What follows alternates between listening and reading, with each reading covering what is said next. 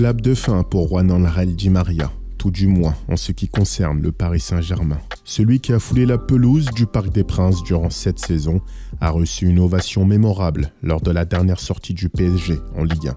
Un moment fort quand on sait ce que l'Argentin a apporté au club de la capitale durant toutes ces années. Malgré son âge, 34 ans, et l'expérience qu'il possède, il ne s'est pas empêché de fondre en larmes. Di María, c'est bien plus qu'un joueur de football. C'est un père de famille qui a tout donné sous les couleurs parisiennes. Sa femme et ses enfants peuvent être fiers de lui. Lors de sa toute première saison en 2015, il a inscrit 15 buts et délivré 25 passes décisives, toutes compétitions confondues. Il s'impose très rapidement comme le titulaire indiscutable sur l'aile droite de l'attaque parisienne. Les années passent et Di María continue encore et toujours à délivrer des caviars à ses coéquipiers. Il devient d'ailleurs 2 fois meilleur passeur de Ligue 1 sur une seule et même saison, celle de 2015-2016 avec 18 passes, dont il partage le record avec Jérôme Rotten, lui aussi ancien joueur du Paris Saint-Germain, puis celle de 2019-2020 avec 14 passes au compteur. Un an plus tard, le 19 mai 2021, le natif de Rosario entre définitivement dans l'histoire du PSG. En finale de Coupe de France face à l'AS Monaco, il signe sa 104e passe décisive sous le maillot rouge et bleu, devenant ainsi par la même occasion le meilleur passeur de l'histoire du club, devant une légende, un certain Safet Sušić.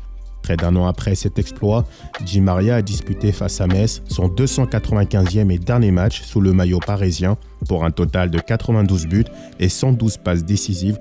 Sa moyenne de buts par saison tourne autour des 13 réalisations, un chiffre relativement impressionnant pour un joueur tel que lui, car l'international argentin est avant tout un expert en matière de passes décisives. Sans nul doute que l'Argentin marquera encore pour longtemps l'histoire du PSG, mais aussi le championnat de France.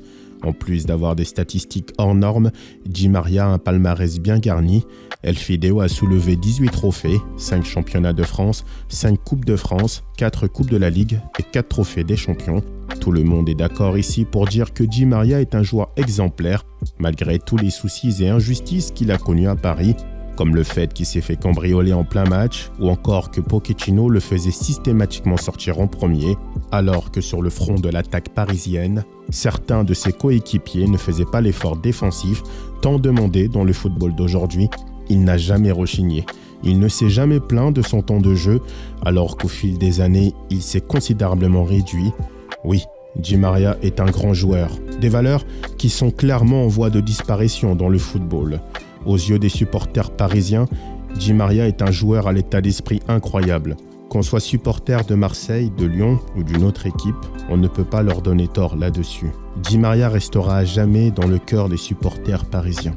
Désormais, l'Argentin va s'envoler pour de nouvelles aventures. Son nom est cité avec insistance du côté de la Juventus Turin. On te souhaite bon vent, Juan Ángel Di María. On approche de la fin de cette vidéo. Que pensez-vous de Juan Ángel Di María? Est-ce que selon vous, le Paris Saint-Germain aurait dû le prolonger d'une saison supplémentaire? Ou alors c'était la bonne décision à prendre? Car pour eux, il était temps de tourner la page. Vous pouvez donner votre avis en commentaire. Si la vidéo vous a plu, alors je vous invite à la liker tout en vous abonnant à la chaîne et d'activer la cloche de notification. Sur ce, prenez soin de vous et à très vite pour de nouvelles vidéos sur Crazy Foot Channel.